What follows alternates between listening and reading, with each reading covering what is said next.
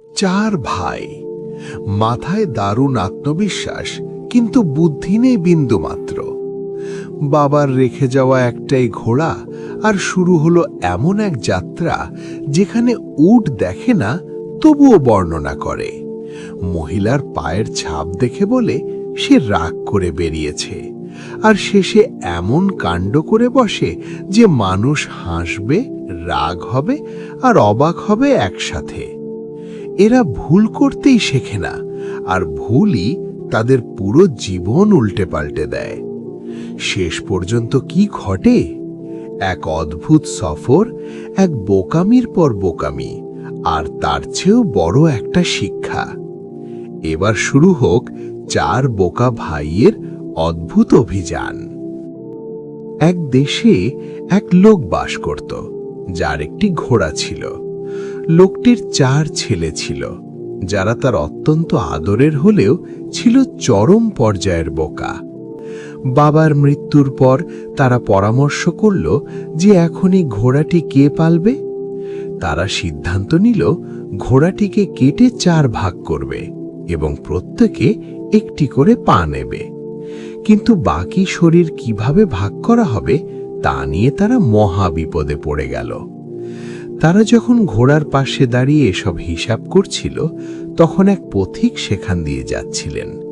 তিনি সমস্যার কথা শুনে বললেন, এটা তো খুব সহজ, তোমরা ঘোড়াটি বিক্রি করে দাও এবং প্রাপ্ত টাকা নিজেদের মধ্যে ভাগ করে নাও।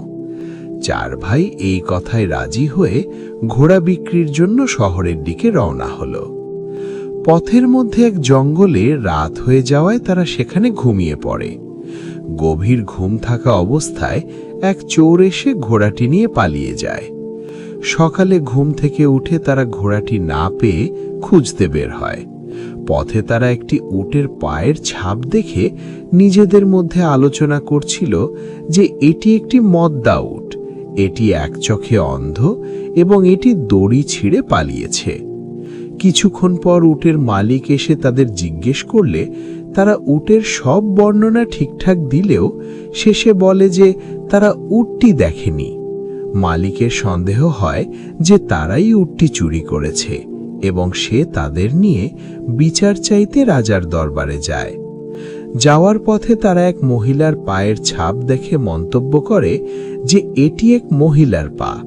সে ঘর থেকে রাগ করে বেরিয়েছে এবং সে অন্তঃসত্ত্বা। সেই মহিলার স্বামীও তার খোঁজ করতে এলে তারা একই রকম আচরণ করে এবং সেও তাদের সাথে রাজার কাছে যায়। এরপর তারা রমজান খাঁ নামে এক ব্যক্তির বাড়িতে গিয়ে দাবি করে যে সেই তাদের ঘোড়া চুরি করেছে। রমজান খাঁ অস্বীকার করলে তাকেও নিয়ে তারা রাজার দরবারে পৌঁছায়।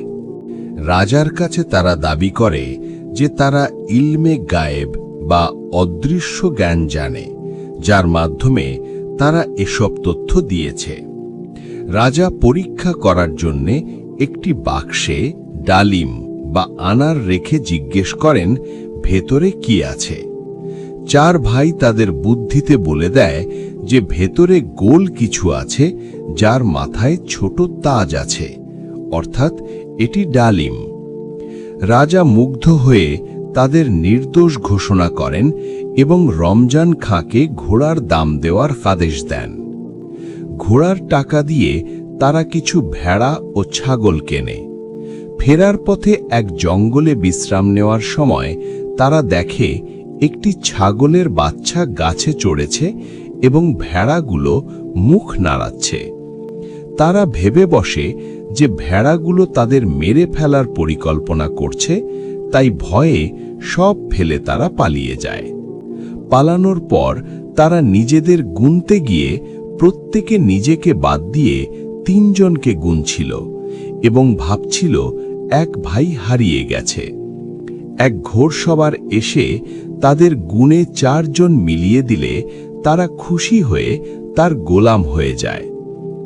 মায়ের সেবা। প্রথম ভাই মাছি তাড়াতে গিয়ে লাঠি দিয়ে মালিকের বৃদ্ধা মাকে আঘাত করে মেরে ফেলে। বলদ খাওয়ানো।